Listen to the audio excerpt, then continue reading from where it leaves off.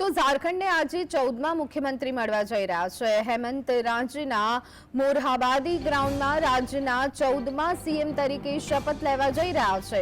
શપથ ગ્રહણ સમારોહમાં રાહુલ ગાંધી, શરદ પવાર, મમતા બેનર્જી સહિત ભારતીય બ્લોકના ઘણા દિગ્ગજ નેતાઓ હાજરી આપવાના છે। ઘણા રાજ્યના મુખ્યમંત્રીઓ અને નાયબ મુખ્યમંત્રીઓ પણ આ કાર્યક્રમનો ભાગ હશે। રાજ્યપાલ સંતોષ કુમાર ગંગવાર ગુરુવારે સાંજે 4 વાગે હેમંત સોરેનને પદ અને ગોપનીયતાના શપથ લેવડાવશે। ઝારખંડ મુક્તિ મોરચાના નેતા હેમંત સોરેનનો મુખ્યમંત્રી તરીકેનો આ ચોથો કાર્યકાળ હશે।